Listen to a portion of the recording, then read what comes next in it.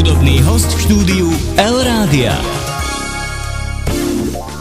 Milí priatelia, v tejto chvíli už vítam v premiére v štúdiu L-Rádia aj speváčku Anku Repkovú. Vítaj u nás. Ahoj.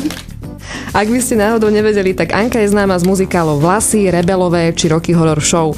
Rovnako tiež vďaka jej pôsobeniu v Big Bande Gustáva Broma, v ktorom ako solistka účinkovala v televíznej show Let's Dance a Bailando. Na konte má album Áno, už to viem, z roku 2006. Zahrala si aj v posledných častiach napríklad populárneho seriálu Panelák a spolupracovala s českým spevákom Daliborom Jandom a s klavírnym virtuózom Richardom Rikonom. Tak to je, Anka, v skratke o tebe. Ďakujem za perfektný úvod. Ale vyzerá to, že máš toho za sebou naozaj veľa. S profesionálnou speváckou kariérou si začala v roku 2003. Pred chvíľočkou sme sa na tom aj zasmiali, že už koľko je to vlastne rokov. Presne keď tak. si účinkovala v tom spomínanom muzikáli Vlasy. Čím si v tomto smere prešla za posledných 10 rokov? Tak jednak som získala zo pár skúseností, či už na Novej scéne v divadle, v tom muzikáli Vlasy, neskôr Rebelové. Potom sa mi podarilo získať krásnu rolu v muzikáli Rocky Horror Show, ktorú režiroval Jožko Bednárik, takže som šťastná, že som mala tú príležitosť si vyskúšať spoluprácu aj s ním a zistiť, aký je to skvelý profesionál, teda bohužiaľ už bol. A čo bolo úžasné, tak vlastne na derniére tohto muzikálu som pokrstila aj svoj album, ktorý si spomínala, album Áno, už to viem. Takže to bolo naozaj, bol to jedinečný zážitok, keďže bolo plné divadlo, všetci vlastne sa podieľali na tom krste, pretože v samotnom predstavení sa používali rôzne pomôcky, ako striekacie pištolky s vodou, ryža, noviny a podobne. Do toho sa zapájali vlastne interaktívne aj diváci. No a tí vlastne ma pokrstili, respektíve to moje CDčko, ale vlastne celá som bola mokrá od tej vody, takže pokrstili zároveň s CDčkom aj mňa. Veľmi originálne a v podstate v tom Big Bande Gustáva Broma si trošku pobehala aj svet. Tak áno. Skúsme niečo o tejto spolupráci, nejaké zaujímavosti, pikošky. Tak pikošky, hlavne to, že som naozaj mala možnosť ísť aj niekde mimo Slovenska s týmto Big Bandom. Boli sme či už v Čechách, alebo aj v Taliansku, v Boloni, kde sme boli, v Nemecku sme ešte boli, takže aspoň tak nejak som načrela aj do toho sveta hudobného mimo Slovenska a Čiech. Takže to bolo zaujímavé a samozrejme veľký orchester, veľa zaujímavých ľudí, kopec zábavy, takže skutočne príjemné obdobie. No a keď tu sledujem, že si zahrala vlastne v posledných častiach populárneho seriálu Panelák, aj tie muzikály máš za sebou, takže súvisí to aj s tým herectvom. Aký ty máš vlastne vzťah k herectvu?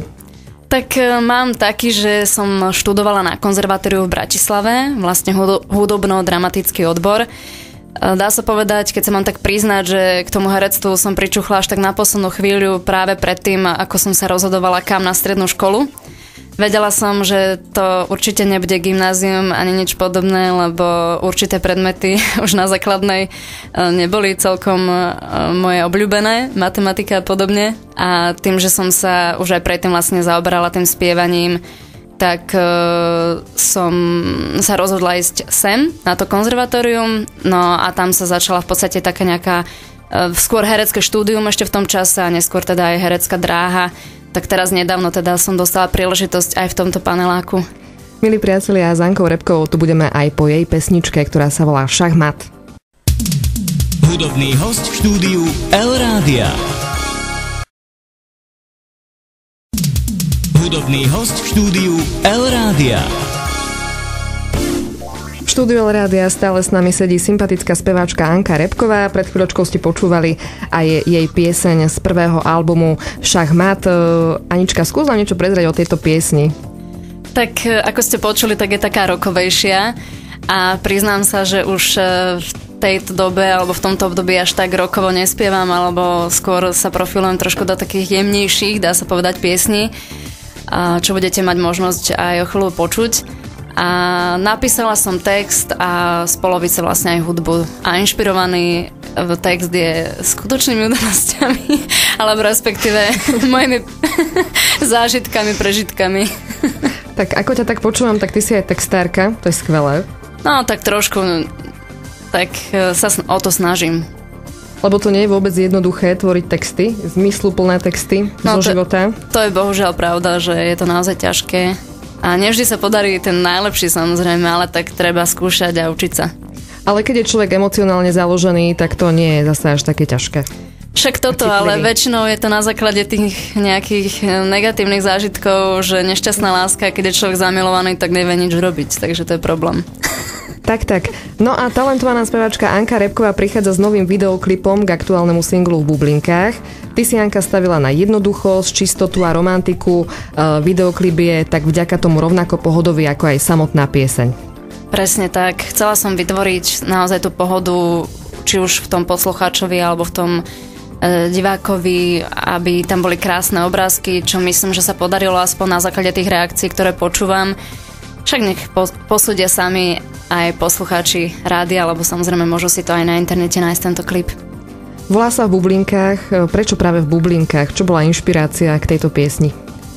Tak to by bola asi otázka na textára, keďže tentokrát som text ja nenapísala, ale v každom prípade v bublinkách pretože sa tam spieva o tom, že mám radosť, dám si kúpeľ a skrátka tá pohoda, aká zvykne byť, keď naozaj máme ten čas na seba a dáme si ten kúpeľ vo vani, tak vlastne toto sa odohráva aj v tom samotnom videoklipe.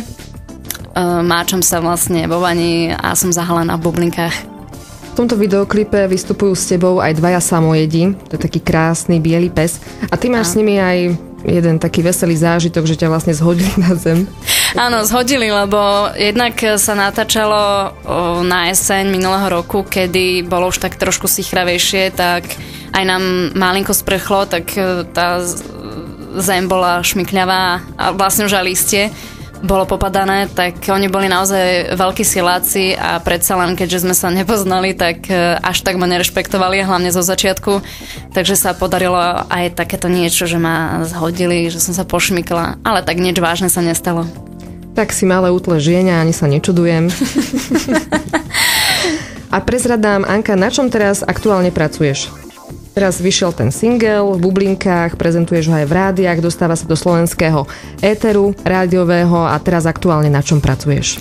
Presne tak, snažím sa ho teda promovať, aby uzrel svetlo sveta, aby si ho diváci a posluchači mohli vypočuť a pozrieť. No a teraz už pomaličky pracujem na ďalšom videoklipe a singli, ktorý mi zase napísal môj klavirista, ktorý so mnou hráva, Vašo Michalčík, ale už viac nebudem prezradzať. Hudobný host v štúdiu El-Rádia. Hudobný host v štúdiu El-Rádia.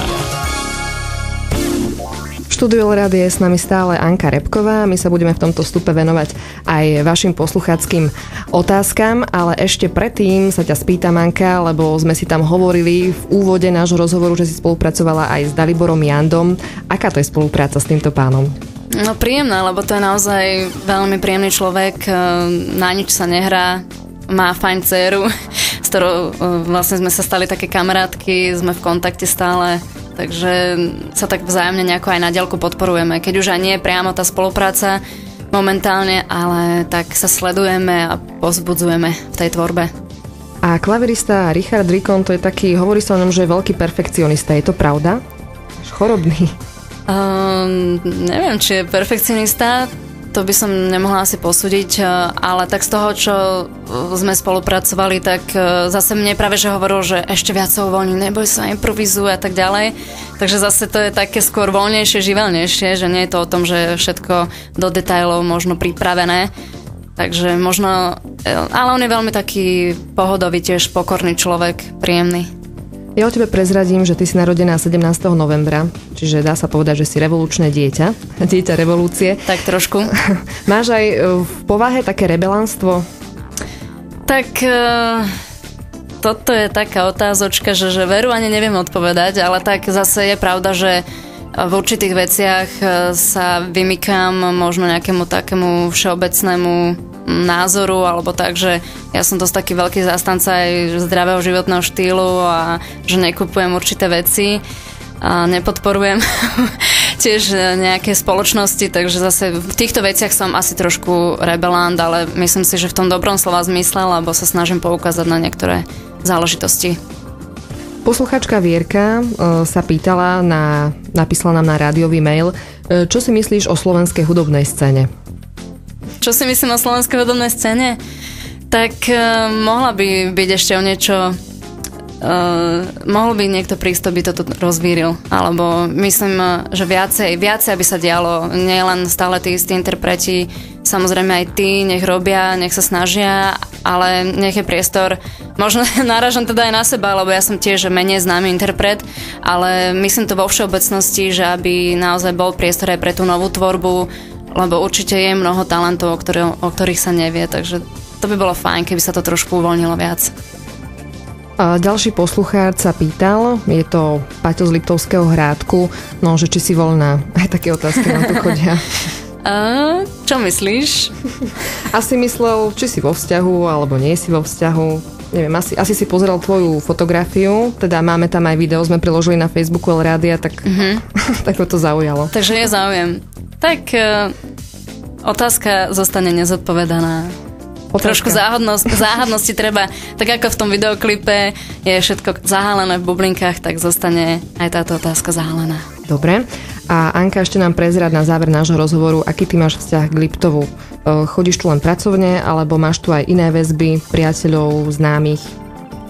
Tak skôr pracovne sa priznám, nemáme tu nejakú chatu alebo niečo, kde by som mohla častejšie chodievať, ale tak mám tu už aj zo pár známych, tak týmto pozdravujem aj Stana, ktorý mi pomohol ma sem doviesť, nájsť vás, takže budem rada, keď bude príležitosť samozrejme zaspievať tu niekedy aj naživo.